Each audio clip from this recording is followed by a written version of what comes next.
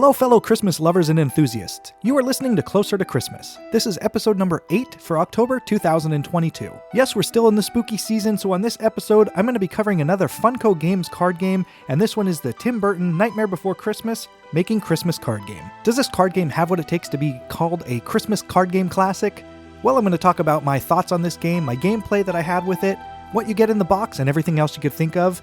So with that said, it's time to grab your favorite hot beverage, sit back, relax, and enjoy the show.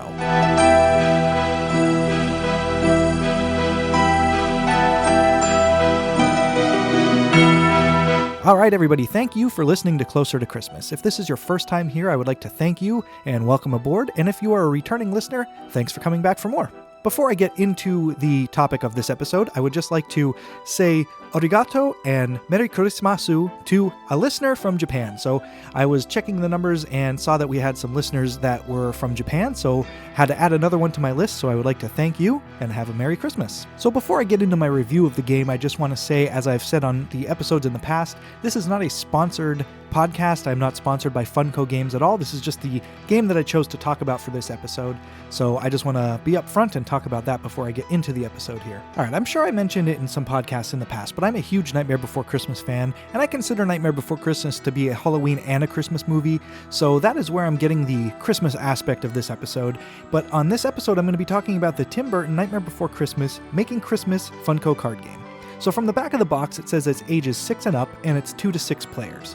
And then it says, "Won't the children be surprised? Gather toys from Halloween Town for Jack to deliver on Christmas. But the presents are in pieces. Hurry to put the parts together and complete the most toys to win." Then it gives you a little bit of an example of what the toys look like when you complete them. Then on the bottom of the box, it says contents: 4 workbench tiles, 40 toy part cards, that's actually pretty hard to say, 40 toy part cards, and 20 goal cards and instructions. So with the other Funko card games, it comes in a nice sized box. The box is a very nice shiny image on the front. It has Jack standing there with his Santa outfit, holding a banner that says Making Christmas. And I definitely picked this one up right away because I'm a huge Nightmare Before Christmas fan, as I've said before, and I just thought this would be a good one to talk about. But does it have all of the elements to consider it a Christmas time game? Unfortunately, I'm going to just come right off the bat and say no. Yes, you're making toys, but it's no different than the toys you see in the movie for Nightmare Before Christmas, but there really isn't any Christmas element to it except for the imagery of Jack in his Santa outfit. Other than that, I had a fun time playing the game. I just don't know how much of a Christmas game I would consider it. It's just more of a Nightmare Before Christmas game, if that makes any sense. Now, as you open the box, you're greeted with your 4 workbench tiles, and basically all it is 4 really big puzzle pieces, and when you assemble them, on the back side it just has a picture of the front of the box, and on the side that you're supposed to use for the game, it just assembles a couple different little tiles, and they're in different colors where you're going to place the cards, and you use this to actually play the card game on. So once you assemble your puzzle pieces for your game board, I'd say it's probably around a 6-inch by 6-inch square, and there is a total of 9 different gray squares on it, and then 3 green little half squares off onto the side. As with the other Funko card games that I discussed in the past, the inside of the box is designed really well also. There's nice little card holders in there, nice imagery inside, a lot of the Jack Skellington faced pumpkins in there. So the inside of the box is really done as nice as the outside. I do always appreciate the inside of a Funko card game box. So also in the box is your 20 goal cards. Those are your standard size playing card size. On one side, they have the imagery from the front of the box, and on the other side, you have different characters throughout the movie, and then it'll show a picture of one of the toys that they would like you to assemble. There's 2 different types of toys. There's horizontal toys and vertical toys. Each toy is assembled with just 2 different parts, so there's like a top and a bottom or a left and a right. Some of the characters that are on these cards, to show the pictures of the toys, you have Santa, Jack, obviously. You have the vampire trio.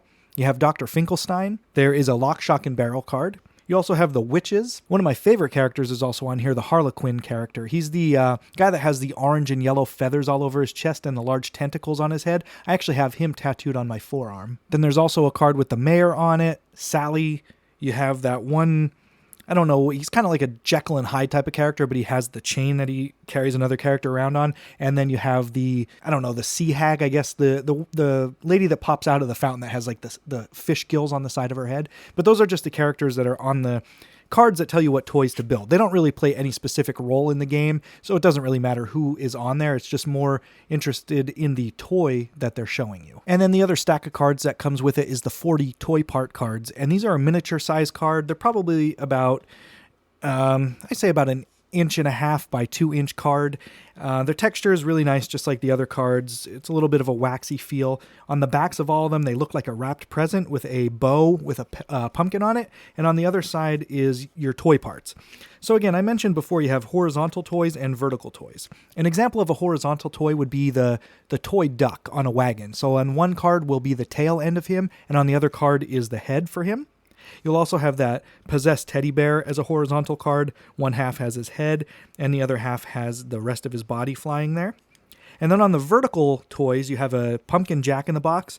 So the top card will be the pumpkin popping out of the box, and the bottom card is the jack-in-the-box style box for him. And your other vertical toy is a Russian nesting doll. So the top part is the top part of the nesting doll, and the bottom is the bottom half. Each card in the top right-hand corner has a spider web on it, so you have to make sure that the spider web is in the top right corner every time you place the cards down. So setup for the game is fairly easy. You assemble your puzzle pieces, as I mentioned before, and on the puzzle pieces you'll have 9 gray-sized cards that are perfect size for your toy part cards, and on the left-hand side you'll have 3 little green rectangles, and those are where you're going to put your character cards. So what you do is you're going to set your puzzle pieces up, and then you're going to shuffle the toy part cards and flip 9 of them up onto the gray spaces. And as I mentioned before, you always want to make sure that that spider web is in the top right-hand corner. Then you'll take your remaining toy part cards and put them face down next to your game board there, and that will be your card pile that you pick from, and then you'll set up a discard pile right next to it as you're discarding cards. Then next up, you're going to shuffle your goal cards and flip 3 face up onto the green goal slots that are on the left side of the workbench, and then place the remaining goal cards near in a face down deck. Then each player is going to draw 2 of the toy part cards from the deck, and you can look at your cards, you just don't want to show them to other players. Then as in other Funko games, the way that you determine who goes first is another unique way. So this one in the rulebook, it says, the first player to make a scary face takes the first turn. So I don't know when you decide to make the scary face. I'm assuming after everybody draws their 2 cards, first person to make a scary face will get to go first. We were playing with my youngest son and my wife and I, so we just let my youngest son go first. I didn't really tell him about the rule about making the scary face. But hey, it's in the rules, so if you want to be legit when you play, first player to make a scary face is going to be the first person to play. Then the object of the game is very simple. You want to assemble the toys on the workbench to complete your goals. So be the player with the most completed goals at the end of the game, and you win. Now, as far as what you do on your turn, it's fairly simple. You're going to swap out 2 toy part cards. So you can look at the game board, and there's 9 card parts out there, and on the left-hand side, you have your goal card. So just say, for example, on the top one, there's a goal card of the horizontal duck, and if you look at the parts that are out on the table, if there's not a horizontal duck made yet, but there's the parts there, you could swap 2 parts together to make that one goal. And if you do complete that goal, then you get to keep the goal card. You can do multiple goals on one turn, but you can only swap out 2 toy parts. If there's nothing on the game board that you like, you could pick one of the cards from your hand, swap it out with one on the table, but as soon as you're done with that,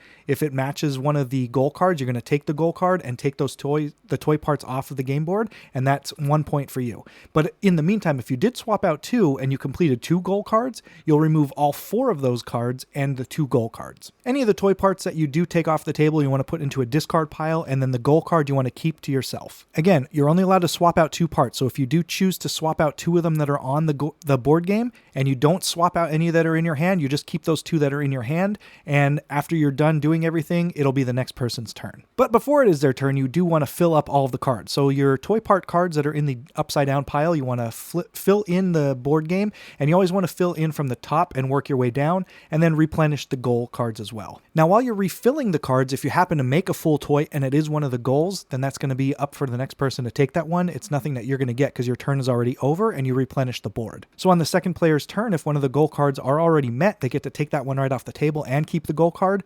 And if there's nothing there, they're going to swap out 2 cards. Again, swap out any 2 that are on the playing field or take one from your hand.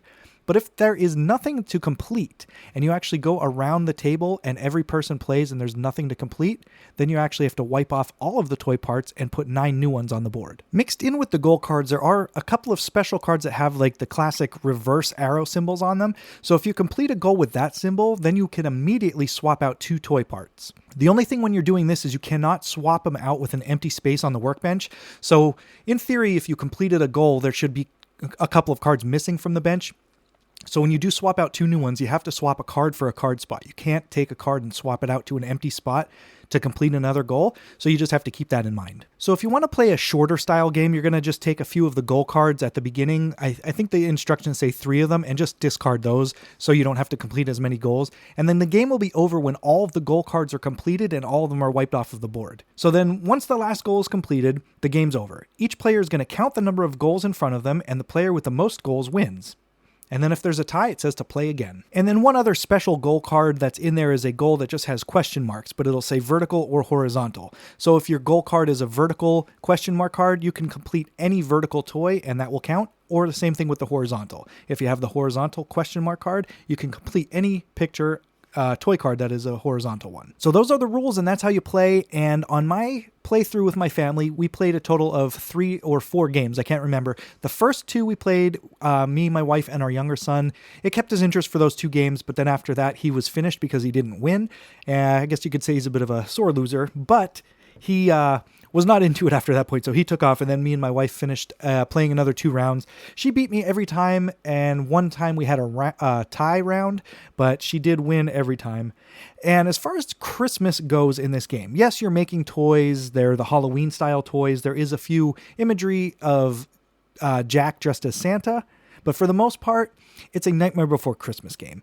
I wouldn't really consider it a Christmas-only game. You could play it any time of the year. Halloween through Christmas would probably be the best time to play it. It is a game that I'm going to play, for the next couple of months and enjoy it with the family. But I would not really consider it a Christmas-only type game. It does have Christmas imagery in it. That's why I chose to pick this game. And again, I do love Nightmare Before Christmas, and I am one of those people that feel Nightmare Before Christmas is a Halloween and Christmas movie. So if you don't think Nightmare Before Christmas is a Christmas movie, then maybe you'll think this card game's not considered a Christmas game at all either.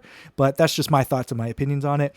I enjoy it. I will definitely play it again, and I'm not upset that I picked this one up. So with that said, I did pick this game up on Amazon, so I'm going to head over to Amazon and we'll look at some of the reviews like we did on the last episode and see if anything catches our eye. So while I'm loading up my Amazon order here, with any of these other Funko games, there's a whole lot of Christmas ones, and I did purchase most of them. I do have a lot of them already in hand, but what I did with these, they seem to fluctuate in price from time to time on Amazon, so I added a bunch of them to a list that I keep an eye on, and every once in a while I'll see them drop down $2, $3, and they're already fairly cheap to begin with. So if there's one that might catch your eye, just add it to a list and keep an eye on it. And if it's not on sale, just keep watching it, because every one of these that I bought have ended up going on sale. So it's just something to keep in mind. So at the time of this recording, the Nightmare Before Christmas Making Christmas Funko card game is on sale on Amazon for $8.99. But I just went back and checked my order details, and I ordered this one in August, and I only paid $3.49 for it. So there is no complaints on the price of this game in my eyes, and even at the $8.99, it's not a bad price for what you're getting. Now on Amazon, the description's a little bit different than what's on the back of the box, so I'll just read what they have listed here for the description. It says, gather toys from Halloween Town for Jack to deliver on Christmas, but the presents are in pieces. Look for clever combos on the workbench that will help you put the toys together. On your turn, swap 2 toy parts and use assembled toys to complete goal cards. Then, refill the workbench, goal cards, and the toy building continues to the next player. Hurry to put the toy parts together and be the player that completes the most goals to win. Family card game, ages 6 and up, 2 to 6 players, 20-minute gameplay. We didn't last 20 minutes on this, so I think we completed a game anywhere from 10 to 15, so it's not too bad. The features and details that they have listed for the game is it's an easy-to-learn, fast-paced game that plays in 20 minutes. Find clever moves to swap toy parts around the workbench. Build the spooky toys like the Vampire Teddy or Jack in the Box, and more. Goal cards feature your favorite characters from the Nightmare Before Christmas movie. A Halloween and Christmas-themed game great to play for either holiday. Then Amazon has this rated in the bestsellers rank as number 33,181 in toys and games and number 337 in dedicated deck card games. It has customer reviews of 4.7 out of 5 stars, and there's 635 reviews on there. The release date for this game was September 1st, 2021. It's written in English, and the manufacturer is Funko Games, as mentioned before. One of the weird things that it has listed here says what's in the box, and then it says there's a collectible figure. There's no figure in the box, so I'm not too sure what they were talking about there. I don't know, maybe that was left over from some other game, because I know some of the other Funko games do come with a figure in there, but this one does not have a figure in the box at all. Then some of the Amazon reviews, we have one here. There's a 5-star review. It says, it's cute for the kids. And then we have another one that says, there's holes in the game's directions. So they do mention a few things in the directions. When I looked it up, it was basically the thing where if a toy card is already completed after your turn when you're filling it, it doesn't really specify who gets that, but on the next player's turn, if it's a completed toy card, that's whose it would obviously be. Then with the positive, there's also negative, so I'm going to read this one just because it made me laugh. It's a 1-star review, and the title of it was Waste of Time and Money. Then the review says, it's difficult to learn, then it's just not fun to play. You would be better off just throwing the cards in the air and playing Pick Up 52. I'd return it if I had the time. I don't know why that one made me laugh, because I just imagine someone being that upset about it that they're going to take it to the review and say that they just would rather throw them and they don't even have the time to return it. That's how upset they are. But maybe it's just my opinion, but I enjoyed it. I didn't think it was a bad game at all. Then I'll just wrap it up with one other review. I enjoyed this one because this was a review from somebody that bought it that didn't play it. They didn't know anything about it. They just bought it for somebody else. The title for this review was A Gift, so I'm not too sure, but the box was cool. And then the review, it just made me laugh. All it says was, don't know. Gift. Overall, my thoughts on it, though, I enjoyed it. As I mentioned before, I will continue to play it. I don't understand, why someone would not be that into the game. If you like Nightmare Before Christmas, I would definitely pick it up, especially if you find it on a great deal like I did. And again, like all other Funko card games, add them to a list on Amazon. Just keep an eye on them. The prices do bounce up and down. And I did get a few other Funko card games that I will be reviewing a little bit farther down the line. And with some of the Funko card games, if there is something confusing, you could always go to YouTube and look up a video. I've seen every one of their card games on there, and someone does show you how to play it step by step. So if there's something in the instructions that you're unclear of, YouTube's a great place to go and check it out and get the full instructions on there. So that's going to conclude my review for the Making Christmas card game by Funko Card Games. I love it. Don't think it's a Christmas game per se, but if it's something you want to add to your arsenal, it will not disappoint. So also with the podcast coming up, I do have a few other card games that I'm going to be discussing. Again, with it being the spooky season, I'm trying to find things that kind of mix the spooky and the Christmas all together. But then after that, I have a few games that are strictly Christmas-related games that I'll talk about on future episodes.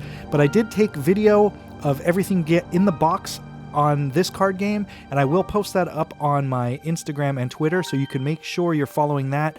That would be located on Instagram and Twitter. Both of those are at Closer to Xmas, CLOSERTOXMAS, and I might put up a video of it on YouTube of me actually doing a run through, but like I said, there is versions of that on there, so I don't really want to step on anyone else's toes. But yeah, go check out the social media when this episode is live, and you will see a video of me opening the box and opening the cards, and the textures of them and everything you'll get to see right there. So make sure you're doing that. So I want to thank you guys for listening. If you wouldn't mind taking a moment and rating and reviewing this podcast, rating and reviews are what gets the episodes out there so other people that enjoy Christmas related stuff can hear it. And that would be greatly appreciated. And the next time you hear my voice and this podcast, we're all going to be a little bit closer to Christmas. Thanks for listening. I would like to thank Kevin Iggy for the use of his music for the intro and outro to this episode. Links to his music can be found on the show notes for this episode. If you could take a minute of your time and rate and review this podcast on Apple Podcasts or wherever you're listening to the show, it would be greatly appreciated.